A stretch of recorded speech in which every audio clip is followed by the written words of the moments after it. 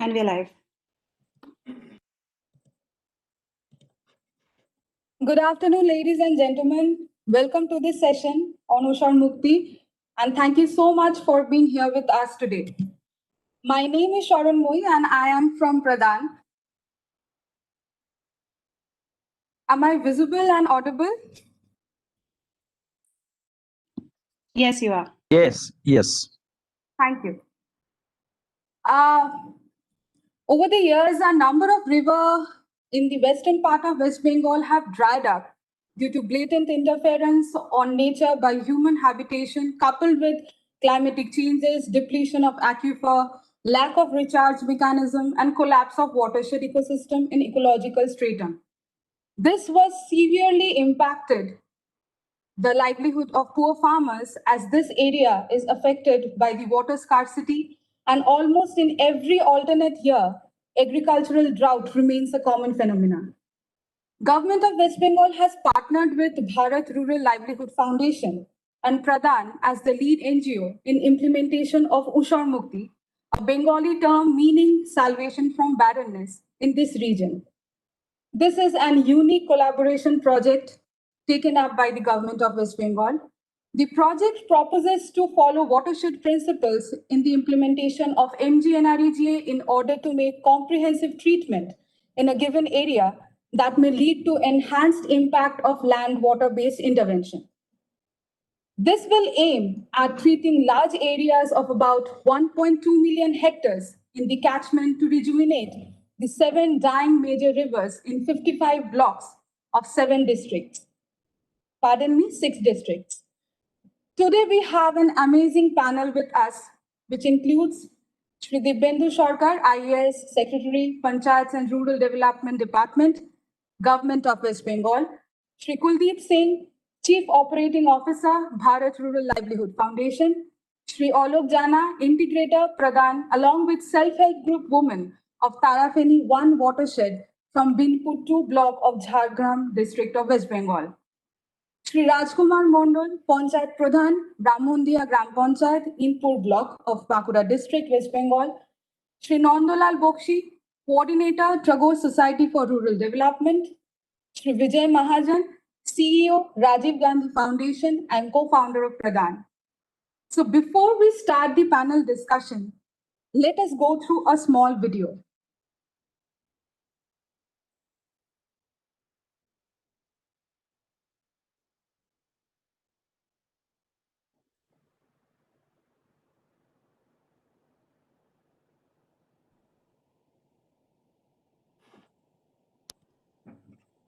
The 6 districts of western part of West Bengal are working on the project of Usharmukti.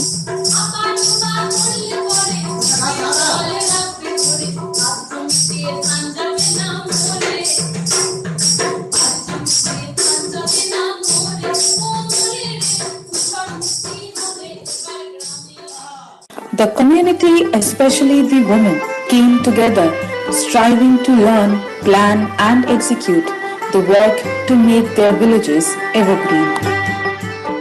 আমরা এই map দেখেই আমরা কিন্তু কাজ করেছিলাম, যে আমাদেরকে ম্যাপটা দেখানো হয়েছিল, শেখানো হয়েছিল, আমরা ম্যাপটা তৈরি করেছি এখান থেকে। তাহলে এই ম্যাপটার দিকে যেমন দেখুন, এই যে আমরা এখানে যে দাঁড়িয়ে আছি, এটা আমাদের পাহাড়টা, এটা হচ্ছে আমাদের পাহাড়টা। আর এখন আমরা যেদিকে দাঁড়িয়ে আছি, এটা হচ্ছে আমাদের, এটা হচ্ছে তো এটা এটা যেখানে আমরা দাঁড়িয়ে আছি, মানে নিচে ছিলাম সেখানে, এখানে হচ্ছে আমাদের যেটা টমেটো চাষটা হয়েছে। আর ওইদিকে যেটা হচ্ছে, ওইদিকে আছে আমাদের তোড়াটা, ওইদিকে যেটা আমাদের সরিষা চাষ হয়েছে 150 বিঘা। আর আমাদের পুকুরটা হচ্ছে, এখানে হচ্ছে আমাদের বড় পুকুরটা, বড় বাঁধ যেটা আমাদের এখানে হয়েছে, এই যে দেখুন এটা, এই যে এই পুকুরটা, এটা এখানে হচ্ছে। এগুলো আমাদের যে বৃষ্টিটা ধরে রাখার জন্য যে হাপা করা হচ্ছে, সেই হাপার ইয়েগুলো। হ্যাঁ, এই যে মাঝে মাঝে যে আমাদের ইয়েটা আছে, এই জলটা আমাদের দুদিকে চলে যাচ্ছে, যে জলটা ভাগ হয়ে যাচ্ছে, উপর দিকে এইদিকে জলটা এদিকে চলে যাচ্ছে, আর এদিকে জলটা এদিকে চলে আসছে। Hectares of land were brought under treatment plan, keeping in mind the principles of watershed management. আগে আমাদের ফাঁকা মাঠ ছিল, সেটা আপনার গোচর ছিল, ঘাসও হতো না। কিন্তু আমরা ওই প্রজেক্ট উসরমুক্তি প্ল্যান ধরার পর থেকে সে আমরা গাছ আমাদের খুব সুন্দর হয়েছে। 1 বছরের গাছ দেখলে আপনি ভাবতে পারবেন যে এত সুন্দর গাছ।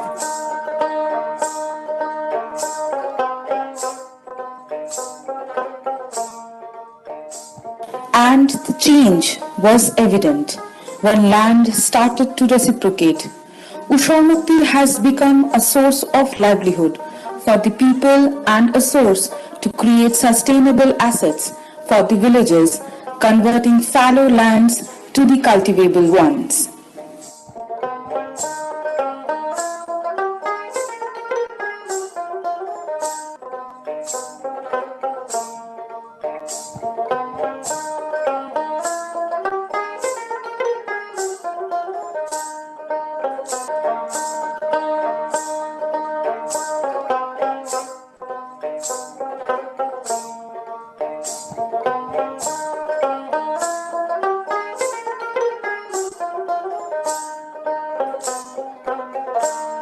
নাম হচ্ছে বিকাশ কুমার পান্ডা।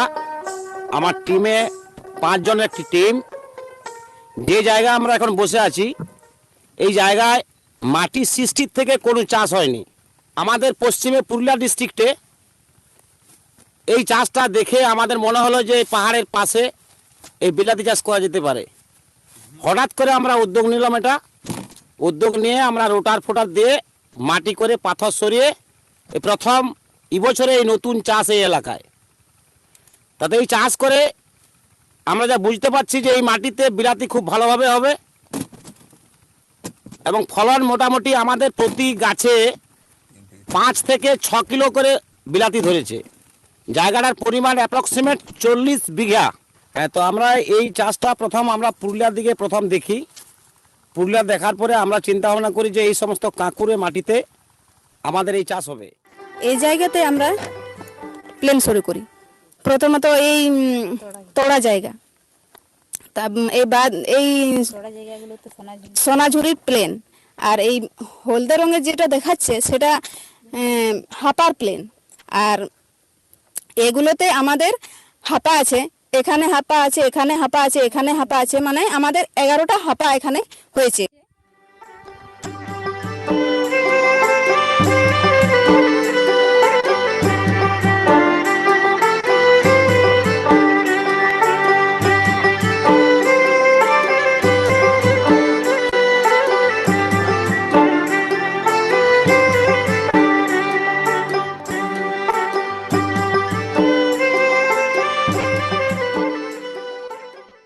जो रन ऑफ वाटर होता है वो 90% निकाल के आता है, गाँव में रुकता ही नहीं, बिल्कुल रुकता नहीं, भागता है।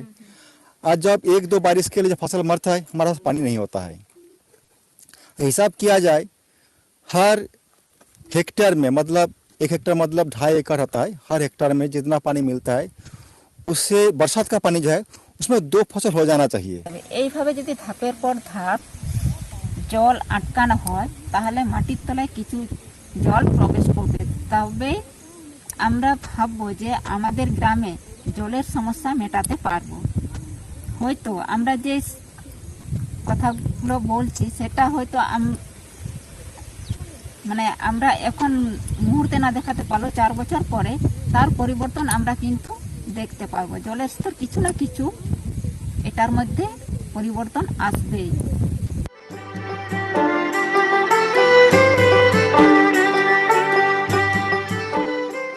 আমাদের আশেপাশে যতজন বেগুন সবজি চাষ করেছে আমরা সবাই মাঝগিড়িয়াতে জমা দিয়ে আসি, ওখানে গাড়ি আসে, তারপর ওখানে আমাদের ওজন হয়ে গেলে আমরা বাড়ি ফিরে আসি, তারপরে ওটা বিক্রি করে আমাদেরকে টাকা দিয়ে যায়। টাকা আমরা ছেলে মেয়ে পড়াশোনার কাজে লাগি, সংসারের কাজে লাগাই।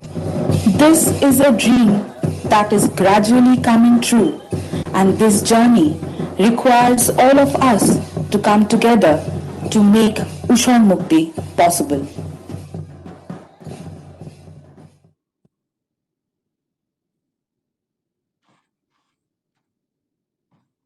So I think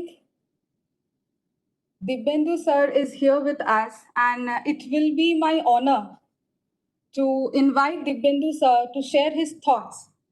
And let me also share that he is the inspiring force for all of us to, come together in this common platform and sharing the vision of MGNREGA resources, which can be actually creatively used to assist the recovery of an ecosystem that has been degraded, damaged, and deployed, so that the livelihood of the people depending on this ecosystem can be sustained. So,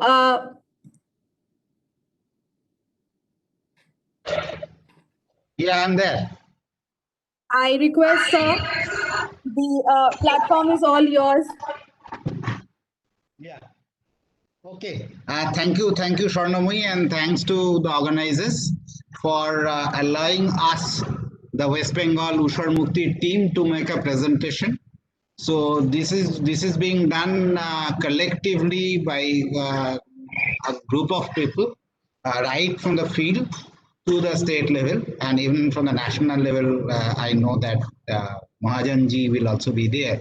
So that way, and some more experts will also be there. So that way, this is a kind of an interesting exercise. As I understand, sorry, my Hindi is exceptionally poor, so that is why I take your kind of permission to speak in English only. So whatever it be, now what happens is that this Ushar Mukti is actually the product of a dream, as I understand it. In Bengali, we used to have a slogan kind of a thing, rather a subtitle kind of a thing. Ushar Mukti ekti shopner bastobayon. So basically, this is implementation of a dream. Why this dream came? That's the first thing that probably we need to discuss a little bit, just a background. See, I was in charge of Mahatma Gandhi NREGA for more than 7 years. So I have seen myself with my own eyes, and probably was to a certain extent one of the facilitators for the phenomenal growth that the program has seen in the state of West Bengal, Mahatma Gandhi NREGA.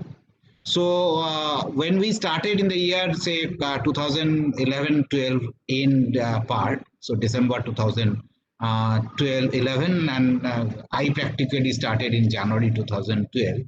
We were somewhere in the range of 15 crore in terms of generation of percentage in a year, and thereafter we could reach up to the level of close to 34 crore of percentage. Our annual expenditure was somewhere in the range of 3,500 crore of Indian rupees, and that again rose to 8,000 crore. So from 3,500 crore to 8,000 crore, from 15 crore to 34, close to 34 crore in terms of percentage, in terms of expenditure I've already spoken of. So that kind of a phenomenal growth came in MGNREGA in the state of West Bengal. And this phenomenal growth which came, that was not only because of Ushar Mukti. Even prior to Ushar Mukti, in our NREGA implementation itself, we reached somewhere around 28 crore, or kind of in terms of expenditure also somewhere close to 7,000 crore. So that way. But all along, in the entire course of journey, we thought we were kind of getting some kind of a notion, a feeling that probably we're not being able to do proper justice to the program.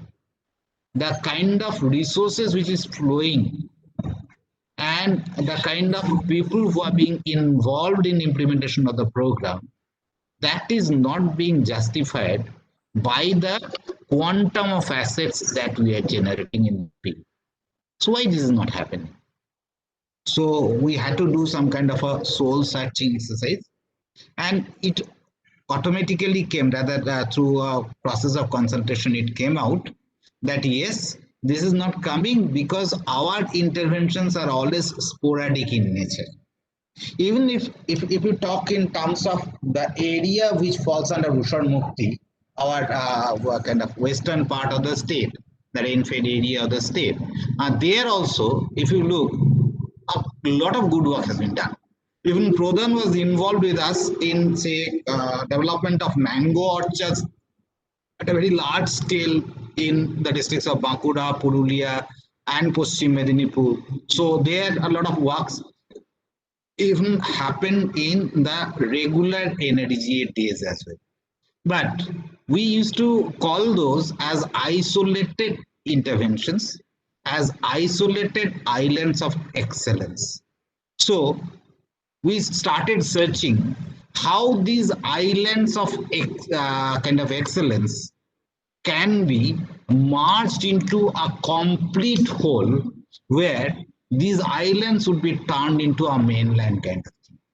So instead of creating some kind of excellence points here and there, demonstration kind of areas here and there, why don't we do something very comprehensive so that the entire state, the entire kind of rain-fed area of the state gets similar kind of treatment? Similar means not necessarily same, but similar. That's what I'm saying, is that by following a particular principle, there will be variations. Positively, variations are welcome, but at the same time, the same kind of a thing will be there. So similar kind of thing. So the focus will be similar. So that is basically what we thought. And then we had a discussion with Bharat Rural Livelihood Foundation, and Pradhan facilitated the discussion. Meanwhile, we had already an experience of working with BRLF in the hills of the state. In Darjeeling Hills, we did the Spring Shade Development Program. So BRLF was introduced to us during that program itself. So we had a partnership developed. So we thought that whether this partnership can also be taken up in the western part of the state.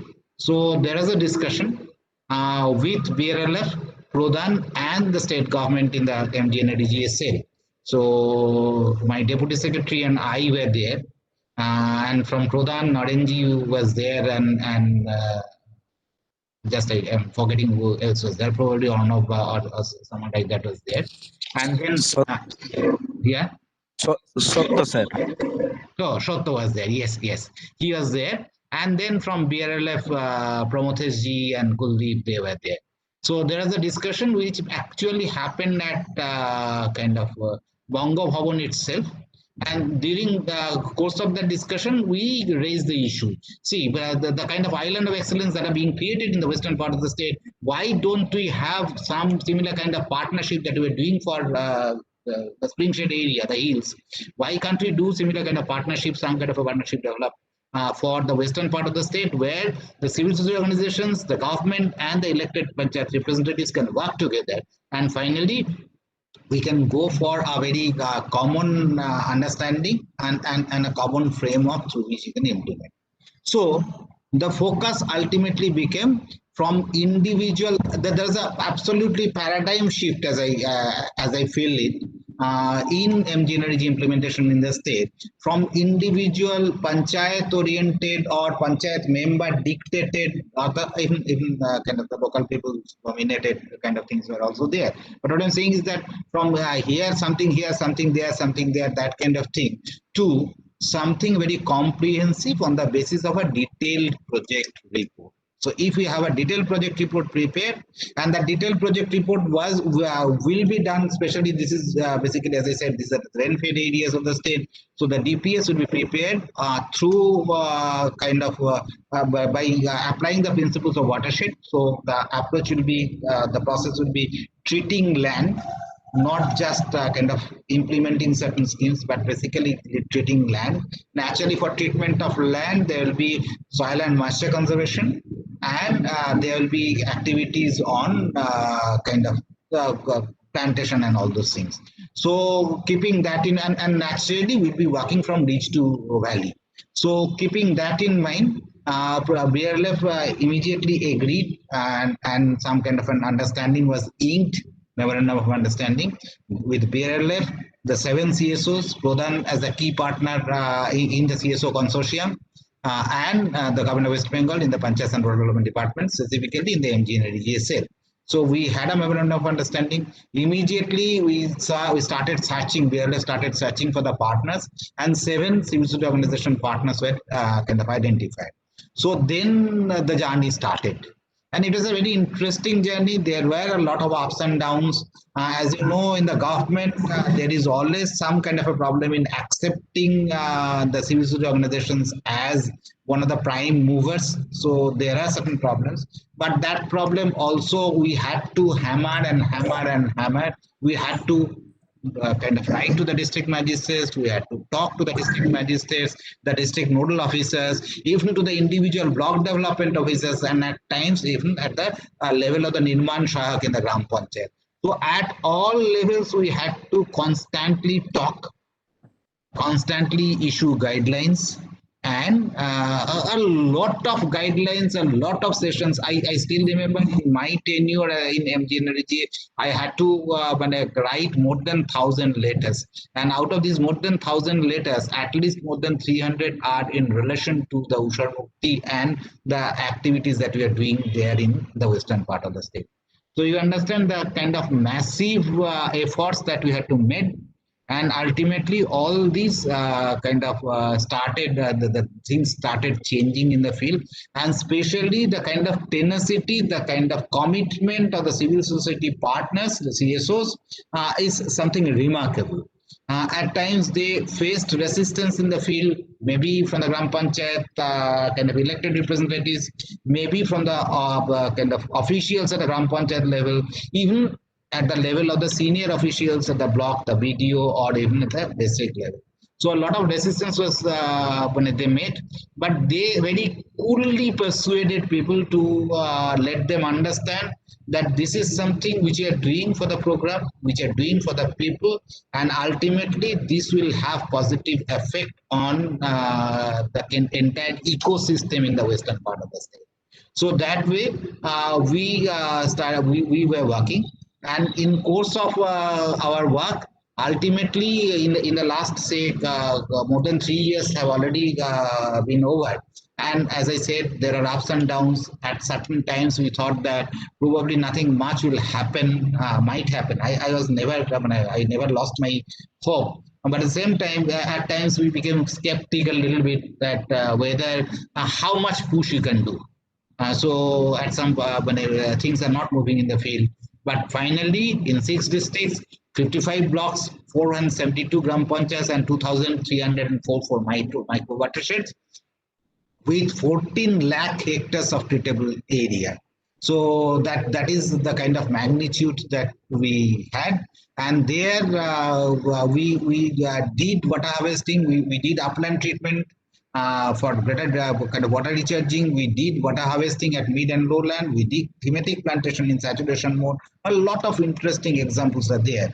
And ultimately, the objective was, in the process, there will be major improvement in the entire river system, which comprises of 7 brothers and sisters over there: Ajoy, Mayurakshi, Damodar, Kashai, Shilabati, Dharakeshwar, and Subhanurekha.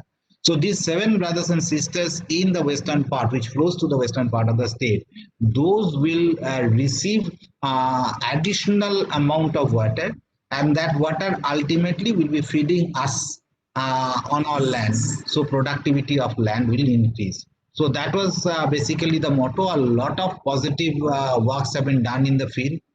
We introduce, first of all, we encourage the local varieties. So far as the plantation is concerned, we encourage the local varieties. At the same time, we introduce a lot of innovations there, a lot of newer varieties as well. And in most of the cases, they're successful. So Pradhan had a series of discussions with us and the other CSOs as well. So, and mostly the most important part that I have seen is the kind of capacity building of the local women, the self-help group members, that could be met in course of the program. They are actually capacitated. They don't need our support in kind of developing their capacity, but there are certain areas probably where they need a little bit more focused intervention. So we try to give that kind of a focused intervention there, and that ultimately kind of encouraged them, the kind of creativity that they had already within them. So that was ignited, and that was ignited, I must say, because of a major kind of of the major contribution for the CSO partners, because they were the people who, first of all, who knew the program, who knew kind of land, water, and vegetation like the palms of their hand. They knew the topography, they knew the area.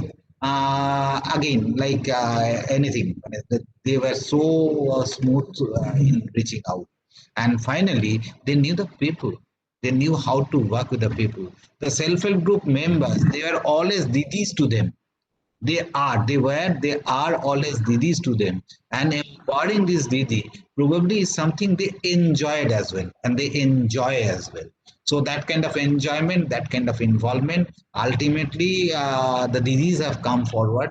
My take on the program, because the program will at some point of time end, the funding will not be there. But at the same time, the kind of opportunities that this partnership has opened up, probably this can be followed up through different other kind of avenues as well. Say from Ushar Mukti, we had a program called WPADMIP. So this accelerated development, the kind of thing which is spearheaded by the Water Investigation and Development Department of the Government of West Bengal, which is the World Bank aided project. So in that WB ADMI project, they are also Pradhan and certain other CSOs are partners with them. So this is an area where they have been able to reach out. So again, some kind of a diversification.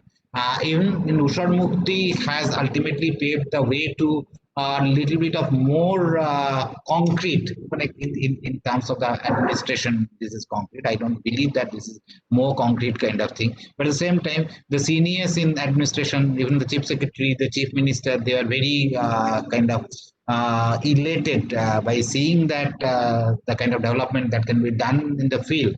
And they have started a project called Mati Srishti, which is basically kind of a follow-up of Ushar Mukti in a little bit more intensive manner in a very limited space. So that Mati Srishti has given again an opportunity for us to continue. And the most importantly, as I have seen in all the Ushar Mukti areas, especially the kind of intensive blocks where the CSO presence is much more intensive.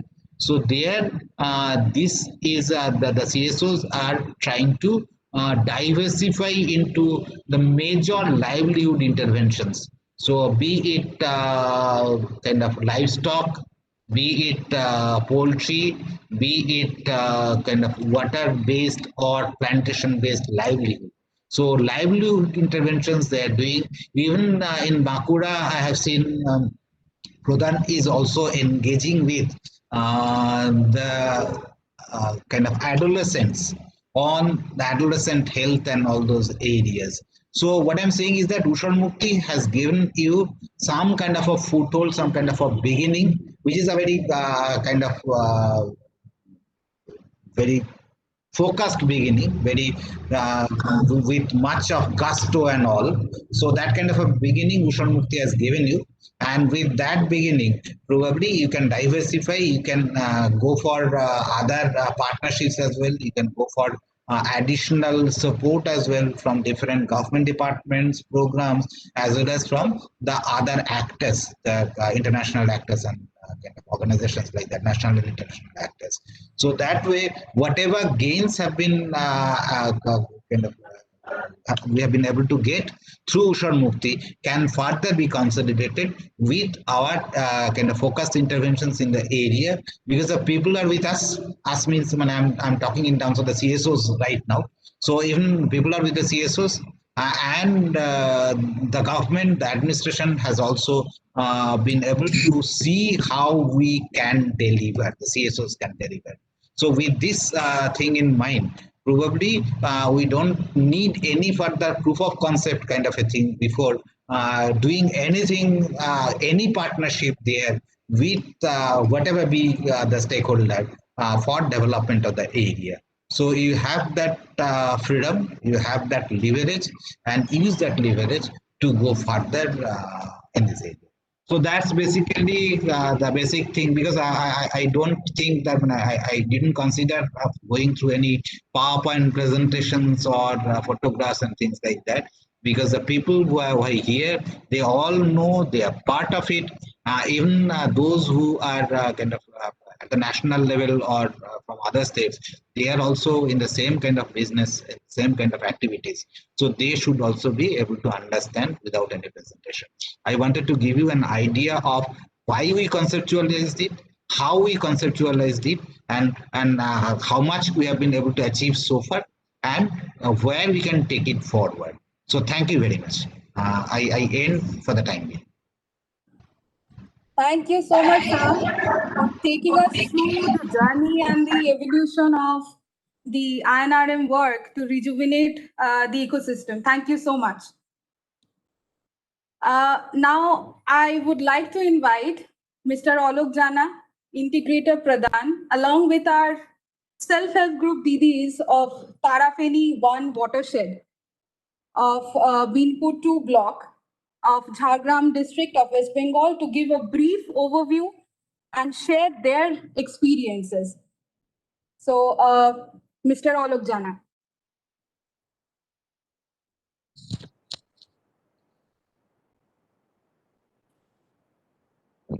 Thank you. My presentation is visible, Tarunmay? Yeah, it is visible. Okay. Thank you. So good afternoon to everyone. I will take you through the journey where we should stand today, taking lead from in translating the dream which Dipendu sir has talked about, how that was translated into the ground. Now, as all we know, climate change is no more an environmental condition. It has emerged as the biggest developmental challenge for the planet. Its economic impact, particularly on the poor, make it a major governance issue as well. The frequencies of agricultural droughts have been on an increase, and the resident period of water in this Utsar-Mukti region has gone down over a period. While this has affected agriculture in general, but has made livelihoods of small and marginal holders more vulnerable. Under such climatic trend, the natural resources call for additional human care and investment also to rejuvenate and enhance their resilience against the climatic shocks. And that is why, as sir stated, the government of West Bengal with other partners like BRLA, Ford Foundation, WABAC, and CSOs took up this collaborative project called Usar Mukti in the year 2017. Now, Usar Mukti covers 1 area of more than 172 GPs of 55 blocks in 6 districts. And it aims to benefit 6 lakhs poor households to address their livelihoods.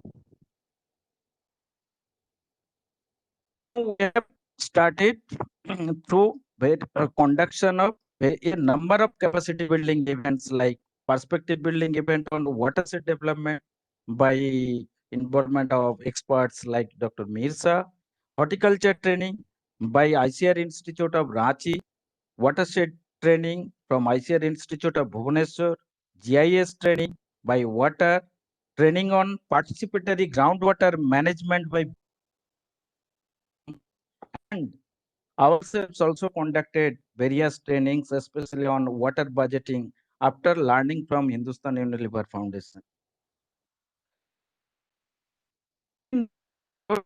We could train more than 6,000 plus persons from Gram Panchayat and blocks as well as CSOs, and also 8,000 women leaders from SHGs on INRM planning and implementation mechanism. Altogether, a huge investment like 1.6 lakhs training days were invested in. So what is so far as an outcome of such investment? The community with the help officials could prepare more than 2,000 detailed project report of micro watersheds for 4 years. And such kind of DPR have been developed where women and communities are taken at the seat of forefront, others all with the others. It narrates about the history of the village, the history of the watershed, the current context, challenges, people, and their existing livelihoods, moribund state of the natural resources, current land use,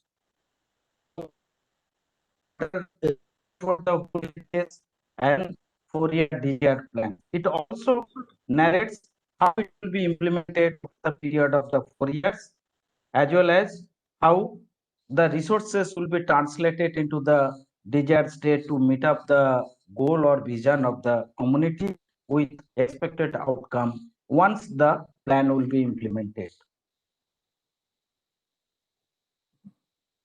In the process of planning, the women taking lead role, especially in preparing different kind of maps on the revenue map, and with the help of other few villagers, and in some times with the help of the community resource person. And these kind of maps have been developed, like what are the resource condition and the resource map of that watershed area, what are the current existing, what problems of those areas of each of the resources, each of the patch of the land, each of the sections of the natural resources, and the other soil and water, and the finally the activity plan map to address those problems. As of today, implementation of such micro watershed DPRs, the net area treated is 1.16 lakhs hectares, with soil moisture conservation of about 70,000 hectare upland areas, and the irrigation command area has been developed in 46,000 plus hectare through harvesting rainwater. A total of 50 and dead odds about 16,000 hectare meter water harvest potential has been created. There has been assets created, these assets owned by 98,700 or almost 1 lakh families. Until today, an investment of 695 crores have been invested from the MGNREGA. Now, how it happened? So it's a simpler by the villagers as well as all stakeholders. The principle follows here is the reach to valley treatment. Now, if you see the terrain, it starts with the hillock, with very high slope, and then the fallow uplands, and the mid upland, and the middle land, and goes to the drainage line. Now, the simpler way the community take up these activities on the hillock, the intervention of soil and moisture conservation and permanent economic vegetations were taken up on more than 64,000 hectare areas to translate the degraded and denuded hillocks into the greenery. Such kind of intervention of soil and moisture adding up with high value horticulture plantation were taken on the lower reach of the hillocks and fallow uplands, and that goes up to more than 5,000 hectare area to brought under the horticulture. In the mid upland, if you see, the challenge is crop failure and requires the water. So therefore, huge number of in situ rainwater harvesting structures were created on middle land, and similarly, more than 1,000 seepage tank or more than 1,000. It's a small farm ponds water to create additional irrigated coverage of around 600 hectares, and also the irrigation taken care of on the drainage lines like gullies to take the erosions, as well as at the downstream the irrigation infrastructure to create and expand the irrigated areas into the watersheds. Now we observed within the short period of time case I will try to share. We observed the change of a village of Usurmukti, and that is how the natural water developed. This village is taken, it is Birband village of Raniband block in Bankura district. Here total households are only 96 households and all are scheduled tribes. Out of their total land, that is 68 hectare lands of that village, 83% lands are cultivable, and the villagers prepare plan for the entire 83% area cultivable land. Within this DPR preparation, 60% of the lands were already treated, and that treatment from upland to mid upland that creates almost 22 hectare meter water harvest potential, and that will contributing to the 47 hectare land under the double cropping system. Community is still engaged in implementing, and here they have also planned and also engaged to complete rest of the 22 hectare land, which will contribute another 14 hectare meter of the water in that villages. Now, Usur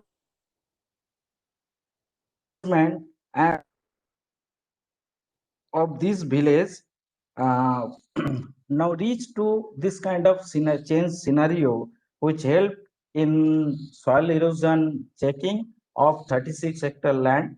A total of additional 51 hectare of land has been restored from the degradation, and additional runoff arrested about 36 hectare meter per year. This potential has been created, already has been created, and with villagers can go for more than 200% intensity moving from monocrop village to the double cropping villages. With an estimation of overall all such structures or interventions taken up, this village can generate 7.2 crores gross income over a period of 7 to 8 years only, to transform and to address the economic challenges of that villages. Yes, appropriate agriculture and horticulture. That means family can 70,000 rupees to 1 lakh in each year, and that farming also generate more than 30,000 employment in each year within the village, and that means 300 plus percentage per year per household to be generated within the village to check the unemployment ability within the village. More important, village will generate additional, this is the another crux. What is the water scarcity area? Now this additional 840 cubic meter per capita per year water availability has been addressed by these villages.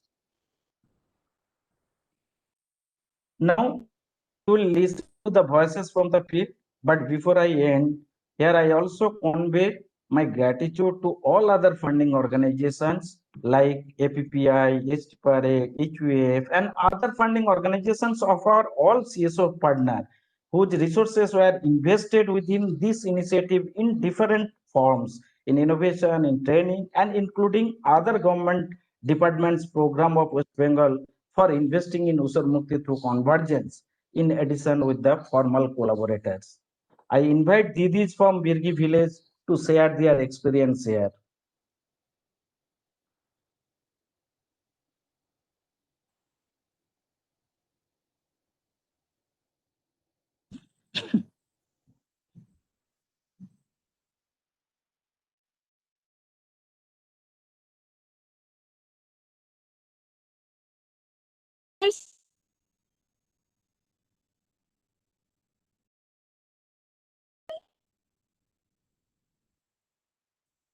Tanmoyee, hello,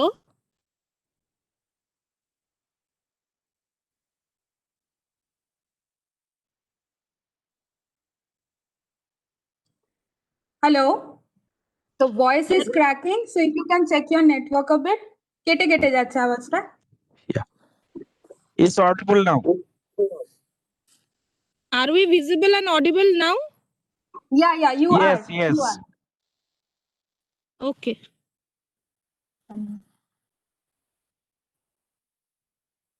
নমস্কার সবাইকে, নমস্কার। আমার নাম পানমণি মুর্মু।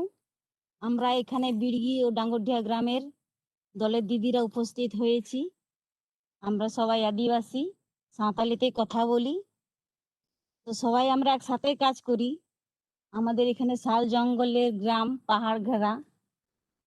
আমাদের এখানে বর্ষার জলেই চাষ, আর শাল পাতা সেলাই করি, আর নামাল থেকে খেটে আনে, এগুলাতে আমাদের সংসার চলে। কোনো বছর বর্ষা ঠিকঠাক হয় না, আমাদের চাষ ঠিকঠাক হয় না, তো সেখানে আমাদের খাবার খুব অভাব হয়।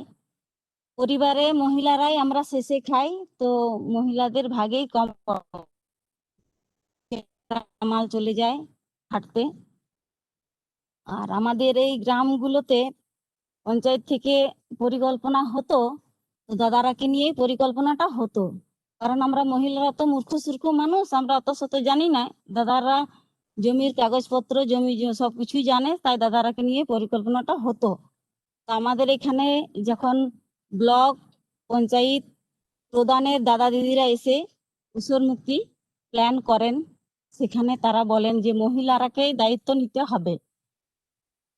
তো আমরা কথাটা শুনে অবাক হই। তো পরিকল্পনা দাদার সাথে ঘুরি বা আমাদের ইচ্ছুক হই, দায়িত্ব নিই আমরা। I am Tushi from Pradhan. I am trying to translate what they have shared as a first person. मैं पानमुनी मुर्मू बोल रही हूँ। मैं बिरगी और डांगोडिहा विलेज के दल के दीदी के साथ अभी उपस्थित हूँ। क्योंकि हम लोग आदिवासी है और हमारे लैंग्वेज मदर टंग आदिवासी है, और हम सब दीदी लोग एक साथ मिलके काम करते हैं, तो हम लोग एक साथ शेयर कर रहे हैं। हमारे यहाँ पे बिरगी एंड डांगोडिहा विलेज मोस्टली साल फॉरेस्ट कवर्ड है एंड ऊंचा नीचा पहाड़ यहाँ पे है। और हमारे यहाँ पे बारिश के टाइम पे एक ही टाइम धान होता है। हम लोग जंगल से पत्ता तोड़ के लाते हैं और हम लोग कैश इनकम के लिए बाहर चले जाते हैं। हमारे यहाँ पे बारिश में अगर ठीक से पानी नहीं होता है तो हमारे जमीन पे धान नहीं होता है। हमारे अगर धान नहीं होता है तो दीदी लोग जो सबसे लास्ट में खाते हैं, हम दीदी लोग ही सबसे भूखमरी में पड़ते हैं। पंचायत एमजी जी से हमारे यहाँ पे सबसे पहले, इससे पहले भी परिकल्पनाएं हुए थे, लेकिन वहां पे बस दादा लोगों को लेके ही परिकल्पनाएं। हम लोगों को इतना ज्ञान नहीं है और ज्यादातर जमीन जायदाद दादा लोगों के नाम पे ही रहते हैं, तो इससे पहले जो भी परिकल्पनाएं आया वो सब कुछ दादा लोगों को लेके ही आया। जब ब्लॉक पंचायत एंड प्रधान से दादा दीदी लोग आए और हम लोगों को बोले कि ऊषर मुक्ति की परिकल्पना सब कुछ दीदी लोगों को लेके ही करना है, दीदी के दल के दीदी लोग ही इसमें मेन रिस्पॉन्सिबल रहेंगे, तब हम लोग थोड़े एस्टोनिश्ड भी हुए, लेकिन हम लोग सब मिलके इस परिकल्पना में उतर गए। নমস্কার, আমার নাম কবিতা পাল। আমরা যখন পরিকল্পনার দায়িত্ব পেলাম তখন গ্রামে সবার সাথে, বিশেষ করে বয়স্ক মানুষদের সাথে বসে বা কথা বলে আমরা বুঝতে পারি যে না, কথা বলে বয়স্ক মানুষরা বলে যে আমাদের এখানে তো মাটি উঁচু বা ঢালু পাহাড়িয়া এলাকা, তো আমাদের এখানে বৃষ্টির জল পড়ে, কিন্তু বৃষ্টির জলের সাথে সাথে পড়ার সাথে সাথে বেরিয়ে চলে যায়, আর আমরা চাষের কাজে কোনো ব্যবহার করতে পারি না। আরো বলে যে আমাদের আগে ডাহিতে ডাল বা ভুতমুড়ি ধান বা হালকা কিছু ধানের চাষ হতো, কিন্তু আমরা আমাদের বিয়ের পর এসে দেখি যে ডাহিগুলোতে ফাঁকা পতিত বা গরু ছাগল চড়ে বেড়াচ্ছে। তারপর পঞ্চায়েত থেকে দাদারা বা ব্লক থেকে দাদারা বা প্রধানের দিদিরা বা আমরা দলের দিদিরা মিলে বা গ্রামের দাদারা মিলে পরিকল্পনা করার জমিতে জমিতে ঘুরে পরিকল্পনা করার কথা ভাবি। তারপর যখন পরিকল্পনার কথা গ্রামের অনেকেই বলে যে অনেকে তো অনেক কিছু করলো, অনেকেই প্ল্যান করলো, কই কিছু হলো না, তোমরা আবার দিদিগুলা কি করবে, তোমাদের তো আবার নাকের ডগায় বুদ্ধি মেয়েদের। তো আমাদেরকে অনেক কিছু বলে, আবার আমরা তাদের কথা না শুনে আমরা এগিয়ে যাই পরিকল্পনার জন্য। আর যেমন আমাদের বৃষ্টি পড়ে, আমাদের সব থেকে উঁচু জায়গাটা, বৃষ্টির পড়ার সাথে সাথে ভালো মাটিটাও বয়ে চলে যায়। তো আমাদের তো জঙ্গলের পাশে থেকেই জমি, তখন আমরা জঙ্গল থেকে পরিকল্পনা করা শুরু করি। প্রথমে জঙ্গলে, সেখানে 30-40 বা স্টেগার টেজের পরিকল্পনা করি। তারপর আসি ডাহি জমিতে গাছ লাগানোর পরিকল্পনা করি, আর মাটি আর জলকে ধরে রাখার জন্য স্টেগার টেজ বা 30-40, আর ডাঙ্গা জমিতে হাপার, আর শোল বা কানালিতে বড় পুকুর। আর আমরা পরিকল্পনার বই একটি বানিয়েছি, তারা ফেনী আর জল ব্যবহারকারী বই, আর আমরা নিজের হাতে মেপও তৈরি করেছি। जब प्रधान ब्लॉक और पंचायत से हम लोग को परिकल्पना के रिस्पॉन्सिबिलिटी दिया गया, तो सबसे पहले हम लोग गांव के बाकी लोगों से सलाह परामर्श किए। खासकर गांव में जो बुजुर्ग लोग हैं उनसे हम लोगों को पता चला कि हमारे यहाँ पे जो जमीन है वो पथरीला है, बहुत ऊंच नीच जमीन है, जिसपे अगर पानी गिरेगा तो वो पानी तुरंत बह के चला जाता है, जिस पानी को हम लोग खेती के काम पे व्यवहार नहीं कर पाते हैं। इसीलिए इसके साथ हम लोग बुजुर्ग से ये भी सुने हैं कि यहाँ पे जो पहले फैलो अपलैंड था, यहाँ पे जो अभी फैलो अपलैंड है उस पे पहले दाल होता था, उसके साथ वहां पे बहुत कम दिन का धान भी होता था। लेकिन हम लोग जब शादी करके यहाँ पे आए हैं, यहाँ पे बस हम लोग गाय बैल चरते हुए ही देखे हैं, पति ठीक है। तो हम लोग गांव में पंचायत, ब्लॉक और प्रधान से ट्रेनिंग लेके जब परिकल्पना करना शुरू किए, हम लोग सबसे ऊपर की जमीन से परिकल्पना करना शुरू किए। इस परिकल्पना के दौरान हम लोगों को गांव के बहुत सारे लोगों से बहुत कुछ ताना भी सुनने को मिला, जैसे इससे पहले भी तो बहुत सारे प्लान हुए हैं लेकिन उस पे काम कहाँ हुआ है, या फिर महिलाएं के तो बुद्धि घुटनों पे होता है, लेकिन अब तुम लोग क्या कर लोगे कि ये सब परिकल्पनाएं काम पे आ जाएंगी। लेकिन हम लोग उस बात पे ना डर के हम लोग यहाँ पे जो बारिश का पानी पड़ता है उसको रोकने के लिए, ताकि हम लोग का मिट्टी का जो सबसे ऊपरी भाग का, जमीन का जो ऊपरी भाग का मिट्टी है वो बह के ना चला जाए, इसीलिए हम लोग परिकल्पना करना सबसे ऊपरी भाग से शुरू किए। क्योंकि हम लोग का जमीन जंगल के पास है तो हम लोग जंगल से परिकल्पना करना शुरू किए। जंगल में हम लोग 30-40 मॉडल या फिर स्टैगर ट्रेंच का प्लान किए। उसके बाद अपलैंड में हम लोग बागवानी का प्लान किए, जिसके साथ वहां पे 30-40 मॉडल का भी प्लान किए ताकि पानी और मिट्टी रोक सके। उसके बाद मीडियम अपलैंड में हम लोग हापा का प्लान किए। उसके बाद मीडियम लोलैंड एंड लोलैंड में हम लोग सीपेज टैंक का प्लान किए। एंड ये पूरा प्लान हम लोग ताराफेनी एक वाटरशेड के नाम पे एक डीपीआर किताब के हिसाब से बनाए। इसके साथ हम लोग इस पूरा वाटरशेड का एक मैप भी तैयार किए हैं। নমস্কার। এই উৎসর মুক্তি আসার পর যে পরিবর্তনগুলো এসেছে তা আমরা নিজের চোখে দেখেছি। গ্রামে বেশিরভাগ ডাহি জমি যা যেখানে পুড়িয়া ছিল সেখানে বাগান হয়েছে, তাতে সবজি করছি। আগামী 2-3 বছর পরে অর্জুন গাছে টসর ছেড়ে কম দিনে বেশি টাকা রোজগার করতে পারবো।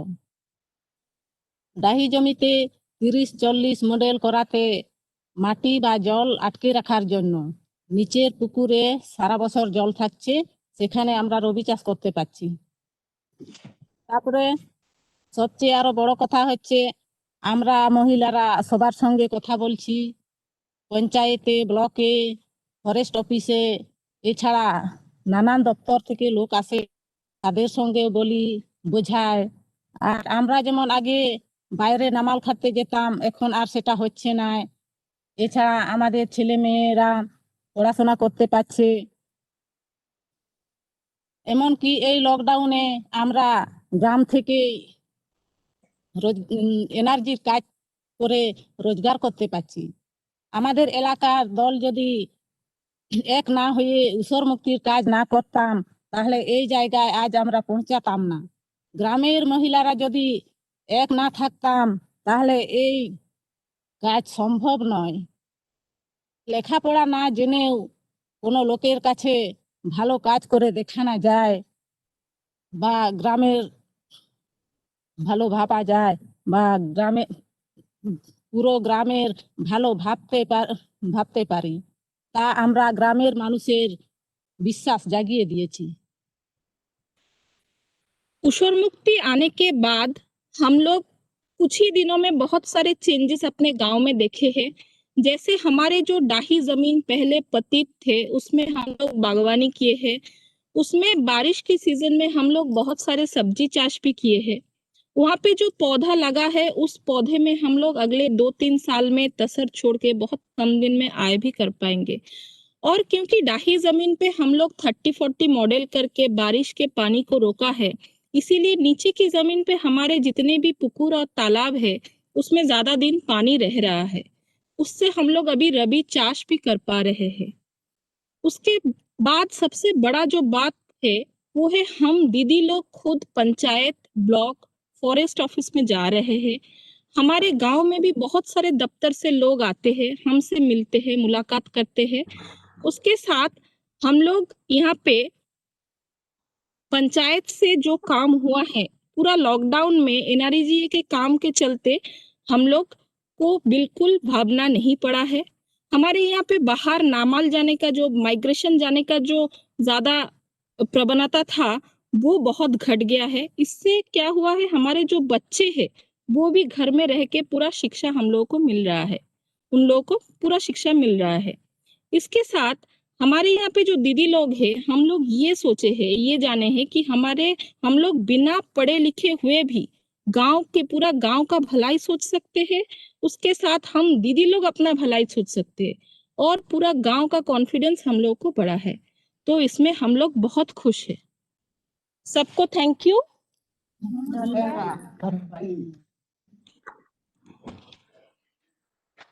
My special thanks to our Didis who gave us time even during this busy paddy harvesting season. Didi, onek onek dhonnobad. Dhonnobad. And also I'd like to thank Alokda for the overview. Now I'll take the opportunity to invite Mr. Kuldeep Singh to talk about BRLF's vision around Uşar Mukti. So Kuldeep ji, welcome.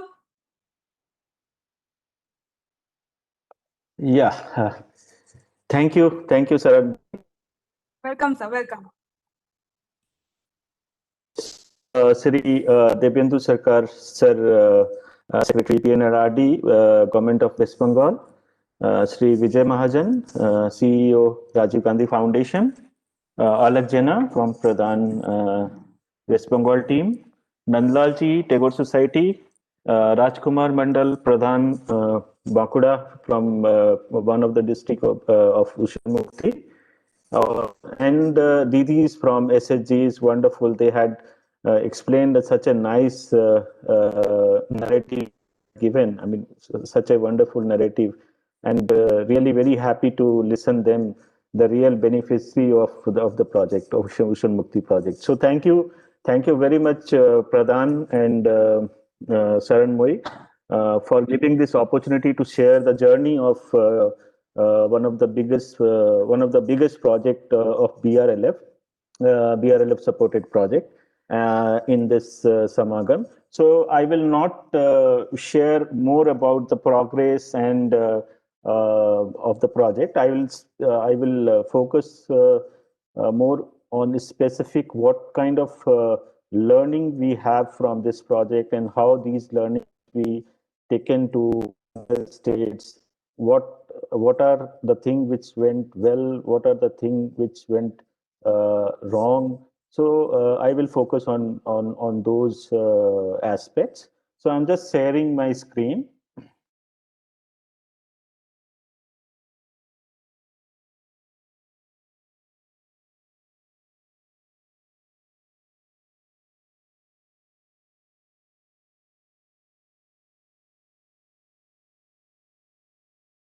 Can you see my screen now? Your screen is visible? Yeah, it is visible. Okay, so I will not talk more about origin because Debyendu Sarkar has already explained what was the background of this project. So very briefly, the idea was originated from a very small pilot project on spring set development in district of Northern West Bengal.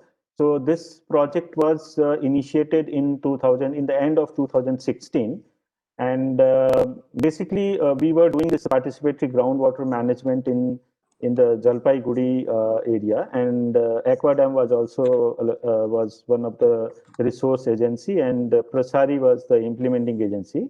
So within that participatory groundwater management, we came across the experiment which was done in Sikkim regarding the spring set development, and then the state government approached us that why we cannot do some partnership project on spring set development. So this was the first state partnership project which was initiated by BRLF and CSO in northern West Bengal. So immediately after 2-3 months of implementation of this spring set project, then again we had a meeting in Banga Bhavan in March 2017, where Debyendu Sarkar sir and Porel sir, they came, and then from Pradhan and BRLF we met them, and then we discussed the whole thing. We have one model which is working very well. Can this model be scaled in a very big manner, and can we take this experiment to the western part of West Bengal, where we can implement a mega watershed project? So the idea was really stuck to us because this was very close to the mandate of BRLF, very close to heart of the BRLF, because BRLF was created for these kind of partnership, because this is one of the biggest mandate of BRLF, and it was completely aligned. So we said yes, we are in, we are fine. And then the construction of this project was started. So we conceptualized this project, and then all detailing was done. And then what would be the role of various stakeholder, how many CSOs we need to have, what would be the area we are going to treat. So all kind of discussion and desk exercise was done. And then in the month of June, we met with the CSOs of West Bengal, and then the idea was explained, and then we selected CSO, and in the month of August 2017, the project was started. We signed an MOU, and then project started. So what is this model? What about this model, and what this model is? I'm just giving you some overview about this. So first thing was in the first meeting in Banga Bhavan, Commissioner sir, he said that, see, we are doing a lot of work, but because of local, political, and so many problems, these work are very patchy. So there's no demand from the upland, there's no demand from the midland. The demand is coming from one area, one lowland area, other lowland area, but it's not like we are doing a comprehensive work. So we are investing a lot through NG and REGA in creating water structures, but the maximum result and maximum gain is not coming. And then because of that, the people participation is also very less. It's only like we are giving labor, there's no livelihood. So So this was the uniqueness of this project, that the NREGA funding is going to be used for implementation of a mega watershed project. This was the first project, I think, in the country where the resources of NREGA is used for implementation of a watershed project, adopting the principle of rich to valley approach. The second thing was this: the project is going to be implemented by the consortium of CSOs. So this is the first time in West Bengal when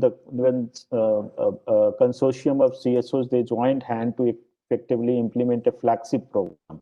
Earlier, it was not happened, and because of that, the Sarkar has also said that a lot of ups and downs we have seen in this journey. Then CSOs, and this is the first time when the CSOs and the state government, they came on a platform. They came on a platform to implement one big project. So that was also the first time. Then the state government has recognized the strength of the CSOs. So in the first meeting itself, Mr. Sarkar has said that, see, we are very high capacity organization. We have funding, but we don't have. We have huge mandate. We have huge funds for project, but we don't have that much of capacities to go to the community and do some community processes, participatory planning. These are not our strength. So these are your strength. Why can't we have your strength and our strength mix up, and then we can do a very good work. So that was the first time that the CSOs were recognized by the state government. No, not only this time, but mass level CSOs were recognized that yes, we can work together. The second point was like CSOs, they were working. I mean, so scale is another problem. So if you see that the CSOs, they are working in one block or in some number of villages, but they don't have, I mean, that's a very quality work, but that quality work, they cannot scale to a very bigger area.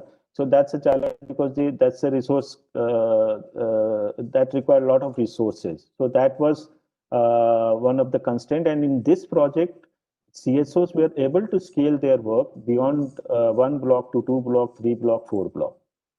So, and then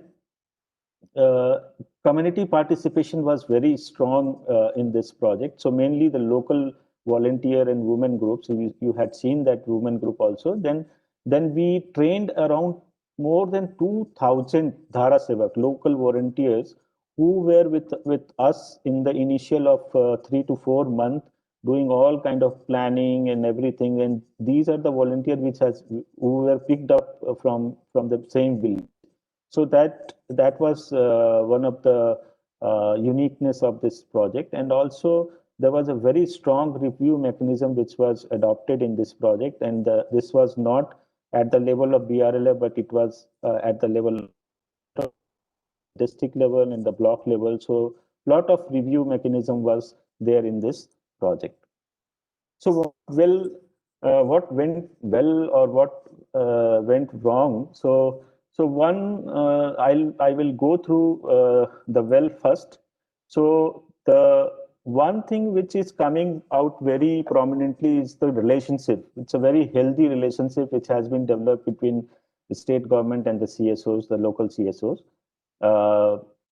That is one good product of this project. So now there's a very good understanding in between the CSOs and the state government, and then the state government is also very forthcoming in developing other project and taking participation of CSOs in other project also. Second thing was the ownership at all level. If you see that many projects are conceived, but the ownership is very difficult to own that project. So, but in this project, we saw that the ownership of the state government was very prominent. You see that Devendra Sarkar has said that more than 300 circulars. I have written only 100 because we don't know how many circulars they had. We were not aware of about many circulars which they had given to the district and to the block. But more than 100 circulars were issued from state government to implement this project smoothly, and these all are came out from our review meeting when we had review meeting, and then every time we could come up with some kind of problem that these are the problem which we are the CSOs are encountering, and then to mitigate or to rectify these problems, the circulars were issued from the state government. So if we can document the entire circular, that's going to be a very good kind of research to see the path of this project. Then you see the huge NRM based assets has been created. So this is one of the biggest success of this project, because in the initial the state government has given the mandate that 70% of work in the Ushar Mukti is going to be only NRM based work. So that's really something which we are really very happy about, that the huge NRM structures, natural resource management structure, water structures has been created in the Ushar Mukti district. Capacity building was one of the next big kind of intervention which we had implemented. So it was not only the capacity of CSOs, it was the capacities of the frontline functionaries who are working with GNLGA, because intensive block, yes, the CSOs was there, but in the non-intensive block, we built the capacities of the frontline functionaries, because that was the idea of having intensive and non-intensive block. Then lot of water structures has been created, and which has brought more people together to improve their situation. If you see that in the upland where 30-40 model has been constructed, so those land were fallow land. So then many families, they came together, they make a group, and then the 30-40 model was created. So that's also one of the positive outcome of this project. Then winning back community trust on government scheme, this is also one point which I would like to highlight, because earlier what was happening that the community, they were not keen to give their land, their private land. So because there was no trust, because they said that half of the work will be done and then half of the work is not going to be done. So we will not give our land though, because of many reasons. So now that was initially we faced a lot of challenge on this to convince the community. But now if you see that the community, we had win their trust. And now they are really trusting on government scheme, on especially on MGNREGA. NGOs technical knowledge enhance in watershed implementation. This also I would like to highlight, because we have 7 partners, and every partner was having different set of expertise. Some were very good at processes, some were very good at technically very good for implementation of watershed, but exchange of expertise, and also focus training. So because of that, now we see that these 7 partners are very good at technically very sound for implementation of watershed project. And another thing was acceptance for constructive criticism from anyone. This was also because a lot of review meeting was there. So there was a lot of fallback coming from CSO side. There was a lot of complaint which was coming from the government side. So this was going on, but it has given a very good thing to go forward. So this was again, the acceptance was there. So what went wrong in the project was like initially the project was over ambitious, because if you see that 54 blocks, we targeted 54 block, and initially we were not comfortable with 54 block. We said that we can reduce the number of block, but the state government was confident that no, we can go with many block, because we want this project to be in a bigger scale. So that created some sort of problem, because you see that in the intensive block we have a very different kind of result, but in the non-intensive block still a lot of scope is there to work on. So that was we feel like we gone with an over ambitions to cover 54 block. And bringing convergence still seems to be very difficult, because that's an area where we are really not successful till date. So that that's one area. So, and then from starting from first and second year, the M&E system was not was aligned with such a huge high impact project, such a huge project. So then later on, this has improved, but still there are a lot of scope of improving this M&E system. DPR also, because initially also there was a lot of suggestion from Debendra Sarkar said that the DPR has to be comprehensive and we should at least target 70% of the area of that watershed. But still DPR, there are a lot of scope to improve the DPR to cover more entire saturate the entire area of that watershed area. And this non-intensive block, yes, is still the presence in the non-intensive block is challenging because, and for this again we have to put more resources to cover the non-intensive block. But yes, this was this in the non-intensive block we are not seeing the result which we have in the intensive block. So role played by BRLF. So if you see that Ushar Mukti is very close to and very closely aligned with the mandate of BRLF because the project was mandated to close working and supporting the state government, facilitating partnership,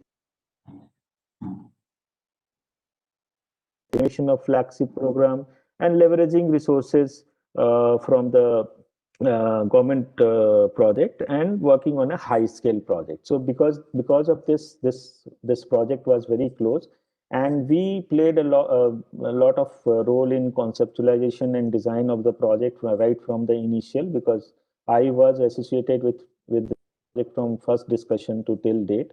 So fortunately, I know what kind of how we had designed this project. Then fostering partnership between state and civil society. This is what we had played in this project. That is one of the most important part of our in the BRLF architect, the funding architect is very different from others. So this was completely aligned with our funding architect. So we had provided the funding support. Then bringing more donors and corporate to support this project, like Ford Foundation, Babak, these are the partners which we convinced them that this is the project you can put your money because of high impact and results. The one of the major role which we played was developing a healthy coordination mechanism between the CSO and the state government. That's also because of that we feel like we had succeed in this project, because that's what the very critical part of to implement this project. Then developing high standard of review and monitoring and evaluation. This is what we are doing, but now we are tracking single household who are going to be covered in this project. So that is what we are doing. Dissemination of project learning at wider level. This is what we had done, and then scaling up this model in other state also. So basically, the idea of this project, we had gone to Chhattisgarh. Similar kind of project we are implementing in Chhattisgarh. Similar kind of project we are starting in Jharkhand. So the idea of Ushar Mukti is now taken to other state also. This is what the major role BRLF has played in this project. So learning lesson, what we had learned in this project is like government and CSOs can work on similar agenda. This is what we see in earlier that both the stakeholders are working in a very, they are not aligned. CSOs are working in a different area and government is working in different area. So this project has given some kind of lesson that yes, government and CSO can work on a similar agenda. Collaboration is the key to achieve scale. Yes, absolutely, because if you see that CSOs can work only in few villages or one block or two block or one district, but if you can collaborate with government, then easily you can achieve the scale. The second point is to participate. I mean, that's a real participation. If they have really they see that this project or this activity or the intentions are good and this project is going to benefit them, they really participate. So the only thing is, like, we also need to be very honest when we are going to the field and when we are interacting with the community. So that's also one lesson. And also we see that where the social capital was there, the implementation was very easy. So presence of SHGs or some sort of groups or women group was really facilitated us to implement this project very smoothly. So social capital is very critical to implement a high impact project. That's really facilitate for the implementation. The gap between outlays and outcome can be bridged. These kind of partnership can really bridge the outlay and outcome gaps. If you see that the kind of investment, more than 600 crore investment has gone into these district, and these all are activities which are identified in our DPR. So all are assets. I mean, all are community assets or individual assets. So this outlay and outcome can be really bridged if we implement these kind of project. Also, one thing which is very important, that in the region, especially in tribal region, if you see that the HR quality of availability of quality HR is very minimal. So if we provide in the deep or in the interior area, that's really play a very important role. That's really give very good result in terms of achieving project achievements. So these are the major which we had learned from this project. So I mean, this is what I want to share, and I'm going to stop here. But again, I thank you to Pradhan and Pradhan team for giving this opportunity to share my points for this project. Thank you very much. Thank you, Kuldeep ji. Thank you so much for walking us through BRLF's vision alongside Ushar Mukti, and also acknowledging what went well and what could be better. So it was also a lesson for us. So thank you so much. And now I would like to take the opportunity to, bring in another key person, because Panchayat plays a great role in implementation of MGNREGS in West Bengal. So let me invite Mr. Rajkumar Mondol, Panchayat Pradhan of Brahmundia Gram Panchayat, Inpur Block of Bankura District, West Bengal, to share his experience. So, Pradhan Sahib. नमस्कार, मेरा नाम राजकुमार मंडल। मैं पश्चिम बंगाल का बांकुड़ा जिला का इनपुर block का अंतर्गत बामहुंडिया ग्राम पंचायत का प्रधान हूँ। मेरा मातृभाषा আমার বাংলা ভাষা, মাতৃভাষা আমাদের বাংলা, तो वो আমি हिंदी ते बोलार चेष्टा करছি। तो मैं 4 साल पहले से पंचायत को जो MGNREGS काम होता है उसके सुपरवाइजर हिसाबे ग्राम पंचायत का साथ नियुक्ति है। तो 2017-18 अर्थवर्ष काम के लिए माननीय CM मैडम एक नया प्रोजेक्ट लॉन्च किया था जिसका नाम था उसर मुक्ति। उसर मुक्ति का मुख्य उद्देश्य था उसर यानी सुख से मुक्ति। उसर मुक्ति के अंदर प्लान करने के लिए धारासभा का जरूरत था। तो हमारा पंचायत में जो 18 अलग अलग संसद था उसके 18 सुपरवाइजर था। उस सुपरवाइजर के अंदर 7 को चुना गया था धारा सेवक के लिए। उनसे मैं एक था। पंचायत का मीटिंग से ये डिसाइडेड हुआ कि बामुंडिया ग्राम पंचायत का अंडर जो एक संघ था महिला दल जिसका नाम था मातंग, उसका ऊपर पूरा दायित्व रहेगा। उसके साथ NGO एंड धारा सेवक साथ में लेकर प्लान के बारे में काम शुरू हुआ। उसर मुक्ति एक नया प्रोजेक्ट था, तो लोगों को समझाने के लिए टीम ने मीटिंग किया, वीडियो शो किया और विभिन्न तरीके से समझाया। पहले जमीन के चिन्हित करके गांव को अंदर सभी लोग को एक साथ बैठकर कहाँ कहाँ पुकुर होगा, कहाँ पुकुर होगा, कहाँ हापा होगा, कहाँ प्लांटेशन होगा, कहाँ स्टेगा स्टेज हुआ, ये बात सभी लोग के बहुत अच्छी तरफ से पहले पूरा टीम में साथ कर समझाया था। फिर समझाने के बाद मैं जो पूरा मैप के साथ मैप बनाकर पंचायत में जमा कर दिया। फिर पंचायत इलेक्शन के कारण काम रुक गया। ग्राम को लोग चुनाव लड़के लिए मुझे बोलने लगा। तो पहले मेरा मन से बहुत प्रश्न आया, ये चुनाव वो अलग तरीके से होता है। ठीक है, मेरा मन में एक कॉन्फिडेंस आया कि बेनिफिशियरी काम के लिए जनप्रतिनिधि होना जरूरी था, इसलिए मैं मान गया। तो चुनाव लड़ के 385 वोट से जीत गया। फिर मेरा नाम प्रधान के लिए डिसाइडेड हुआ। प्रधान बनने के बाद मैंने पहला काम किया, सबको मीटिंग से बुलाया और मीटिंग की बुलाया पहले ऊसर मुक्ति का काम शुरू किया। काम जल्दी खत्म करने के लिए बुलाया। तो मेरा पास बहुत कम टाइम था,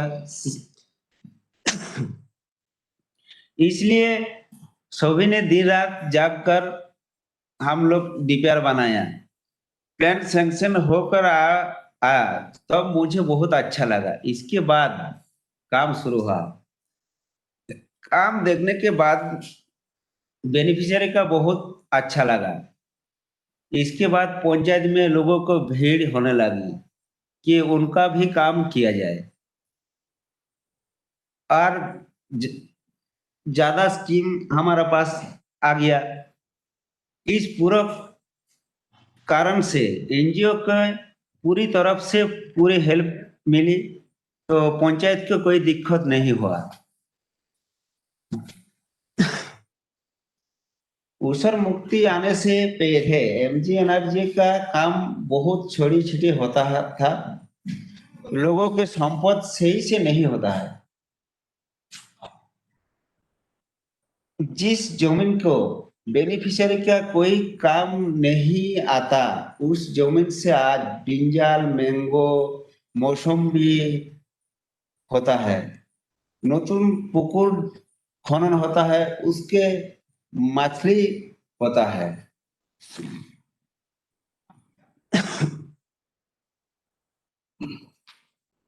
मछली होता है।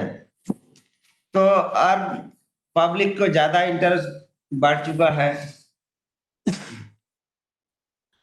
काम इतना अच्छा हुए है कि अगर ऊसर मुक्ति आज बंद हो चुकी है तो ग्राम पंचायत में वो काम करता रहेगा। ऊसर मुक्ति का अच्छा काम के कारण माननीय सीएम मैडम एक नया प्रोजेक्ट लॉन्च किया, जिसका नाम दिया माटिर सिस्टम। माननीय दीपेंदु सर एक बात कही थी जो आज पूरा होती दिखाई दे रही है। आज की मजूरी काल की जीविका बनती है। हम ये बात में पूरे विश्वास करता है। धन्यवाद।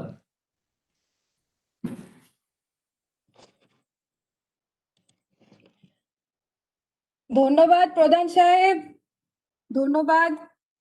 Thank you for sharing your experience, your journey, and how you have been supporting Usar Mukti and will continue. So that is the spirit. Thank you so much.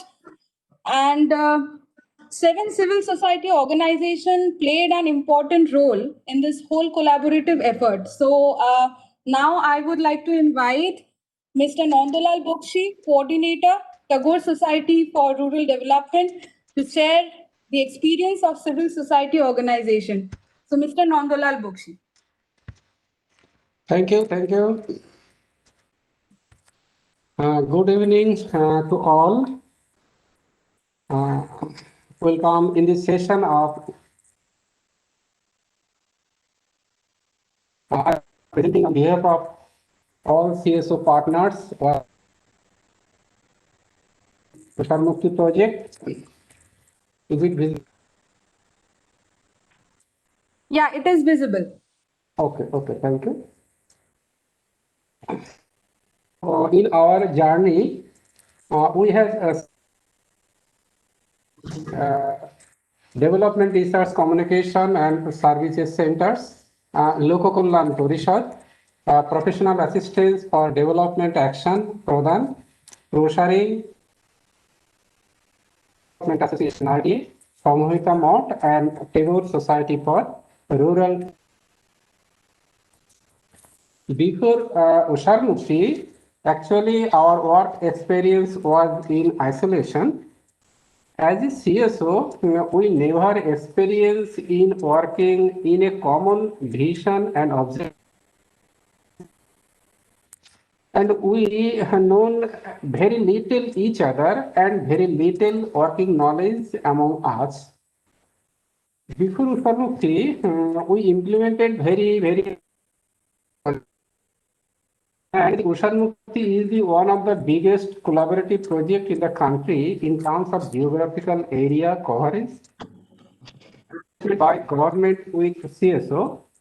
And we never experienced in working with multi-stakeholders like donors, state government, district, and the Panchayat Raj institution, SHG, and community by many CSO. On the other hand, we had a very less understanding on watershed development. I can say some of our CSO partners have some understanding and knowledge on watershed development, but not having in-depth technical knowledge by all CSOs handling scale watershed project. And in working with the government, we had very less experience. Some CSOs have some experience in implementing the government project, but had not experience as a collaborative partner with many departments by all. In the conducted a large number of capacity building events to an inspiring vision among all partners. The vision building process was initiated through different type of training. Layers of CSO staff, GP and block staff also.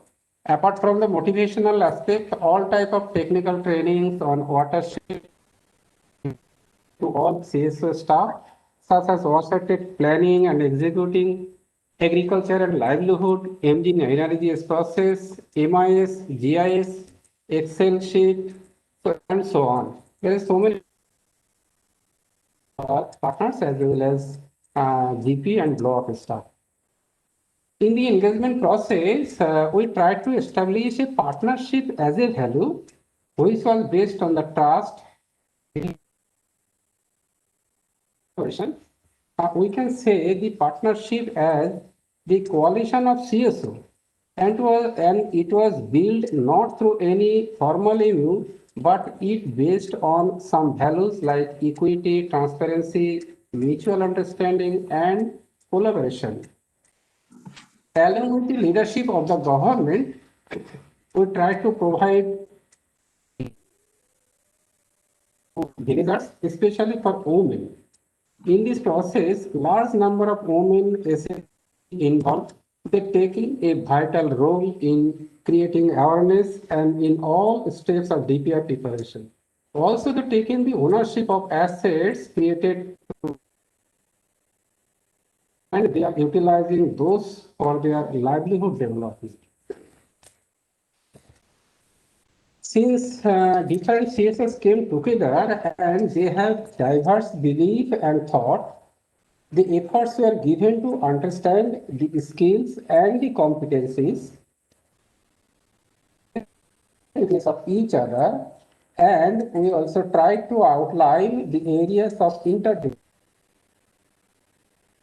the areas of skill and competencies to be improved.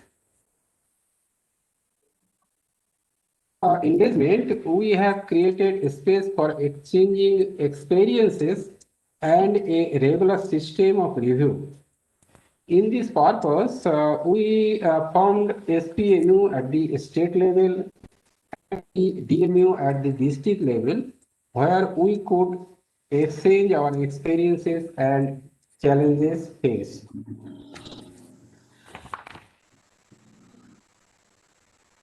Our experiences gathered so far in the project, we got a huge support from government and VRLA in many ways, such as the has been giving enough space and support to CSO at all the stages of implementation. For example, they provided all logistic and resources support during the training of block and GP staff, Dhara Sevak, and PMC members. The department guidelines, orders, circulars time to time to the block and GP, as Divyendu sir said. Similarly, the government department invested funds of the CSO partners as well, and VRLA. They are providing funding support as well as the technical support and MRS support to all the sales. And in Ford Foundation are providing the funding support to them. As an experience, I can say together the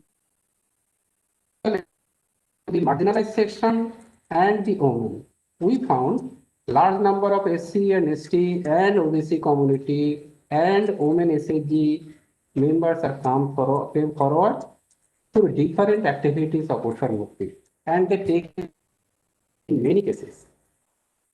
In this process of implementation, we could build a large scale perspective among villagers on the development of the entire area, rather than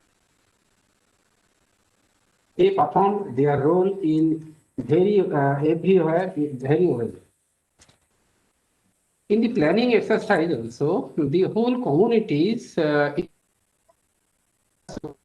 knowledge about the land of the villages were participated very spontaneously, and they are very well, so that our DPRs were prepared very well.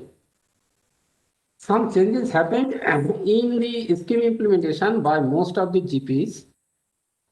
We could motivated and help GPs to shift from isolated plot-based intervention to large area treatment plan. The demonstration site was focused in the project and indicator of our project. So all the CSO along with the government department has taken joint decision to develop the model watershed in every partners area, and we could use those model ready reference point for learning and immersion ground. And now we can see some good snaps from the partners area from RDA field in the Jharkhand district, where treatment has been done. In the districts, horticulture on the barren land and area. Glimpse from the TSRD, where additional chief secretary, DM, DNO, all the best model watershed promoted in Purulia district. In Samayita Amount There is so many different types of watershed activities undertaken in this area. This area in Paschim Bardhaman district, there is the Reach to Valley treatment also. And series of water harvesting tanks are undertaken in Prosharis area, land and water activities with horticulture activities undertaken there, and some shots from Bakura, Jhargram and Purulia in Pradhan's field. Now I am sharing our project. In the learning, first of all, the area is facing many agroclimatic problems. So it is the local demand and the need of the watershed in the Gangal Mahal area, along with the promotion of sustainable livelihood activities. One of our learning is that during the journey, we could develop some office social capital in terms of Dharasevak, strong SSG, CRP, supervisors at grassroots level, but need to develop in terms of number and in depth. It also required for CSS staffs also, GP and block staff also, who are readily available for intensifying and scale up of the watershed project. Another most important learning is that this initiative needed more actors with mutual relationship. We felt geo impact at a larger scale. The partnership is striving towards shared goal with mutual respect, more effective instrument to reach out larger geography and population to better quality for the program. We learned that it is very much needed to focus on demand side management, which is very important for utilization of soil and water conservation and the appropriate agriculture, following principle and adopted soil nutrient enrichment crops that can develop suitable farming system.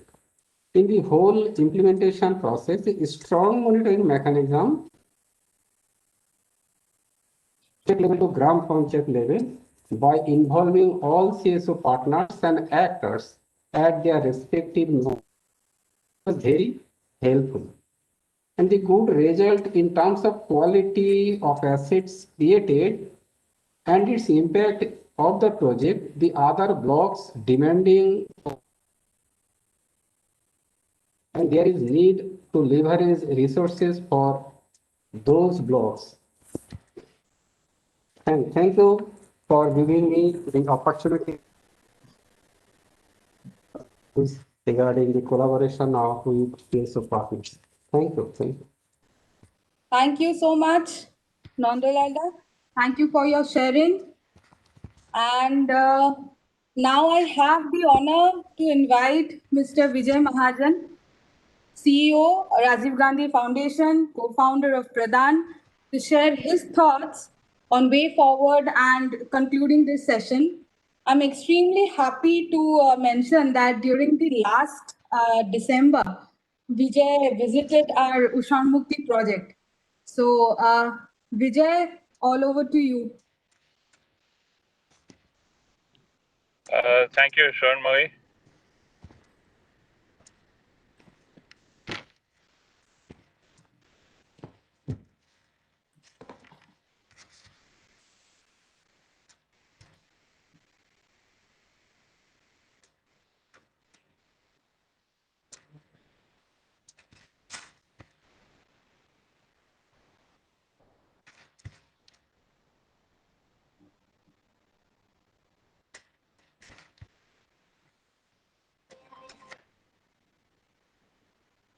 Sharnmoy, can you hear me?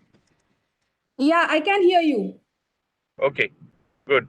I'll keep my video off because, you know, of the change in time, I have to be in a vehicle. Yeah, sure. Yeah, that's fine. So, First of all, I'm so delighted that I could visit this project just a few months before the pandemic, and therefore have a good sense of what has happened on the ground. Because quite honestly, without having seen it on the ground, it would have been hard to both understand it fully as well as to even believe that all this has happened. I mean, there's no reason for me to doubt the claims, but it's so amazing, particularly, if I may say, in West Bengal, where there has not been a very long tradition of government NGO collaboration for various reasons. This is a very, very unusual and high-scale project.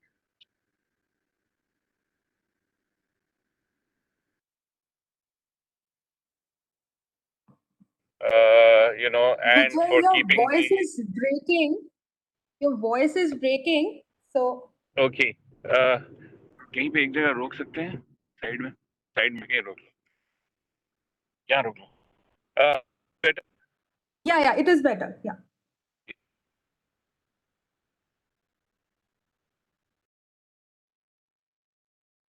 I was saying that I'd like to congratulate Mr.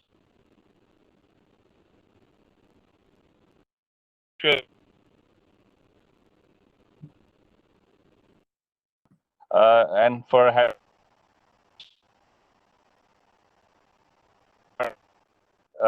even Garilla felt that it was a bit overboard, as Kuldeep shared, but it has been pulled off. They are looking at the non-intensive blocks. Similarly, the fact that there was extensive collaboration first with among the 7 NGOs, but then between them and the BRLF and then with the local panchayats, as we saw Mr. Rajkumar Mandal's from his speaking. So it is really, I think, an outstanding example of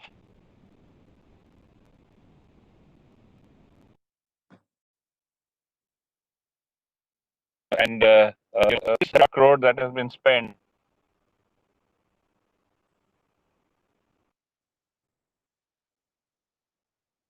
Right. I mean, Nega machine and nothing else has been done. But the difference is that by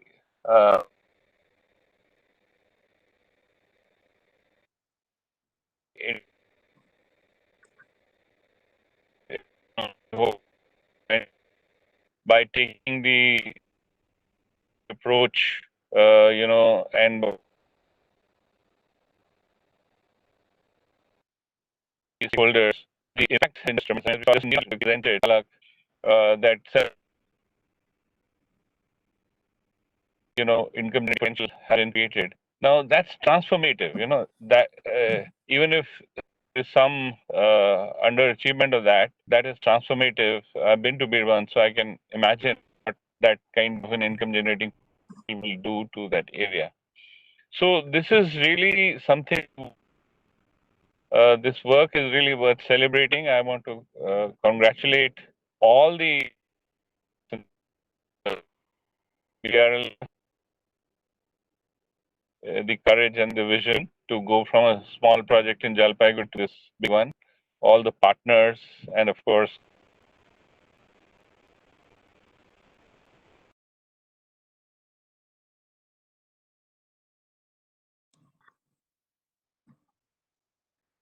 Vijay, we are unable to hear you. Sorry. I'd like to significantly fed into the national policy.